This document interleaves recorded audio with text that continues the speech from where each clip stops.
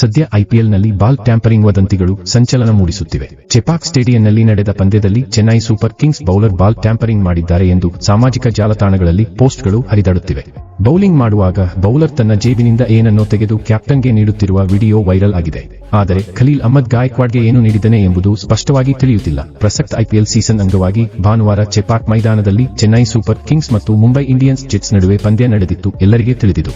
ಈ ಪಂದ್ಯದಲ್ಲಿ Chennai super Kings ನಾಯಕ ರಿತುರಾಜ್ ಗಾಯಕ್ವಾಡ್ ಟಾಸ್ ಗೆದ್ದು ಬೌಲಿಂಗ್ ಆಯ್ಕೆ ಮಾಡಿಕೊಂಡನು. ಇದರಿಂದ ಈ ಪಂದ್ಯದಲ್ಲಿ ಸಿಎಸ್ಕೆ ಬೌಲರ್ ಖಲೀಲ್ ಅಹ್ಮದ್ ಅದ್ಭುತ ಬೌಲಿಂಗ್ ಮಾಡಿದನು. 4 ಓವರ್ ಬೌಲ್ ಮಾಡಿದ ಖಲೀಲ್ ಅಹ್ಮದ್ 29 ರನ್ ನೀಡಿ 3 ಮಹತ್ವದ ವಿಕೆಟ್ ಪಡೆದನು. ಆರಂಭಿಕರಾದ ರೋಹಿತ್ ಶರ್ಮಾ, ರಯಾನ್ ರಿಕಲ್ಟನ್ ಅವರನ್ನು ಪೆವಿಲಿಯನ್ಗೆ ಕಳುಹಿಸಿದನು.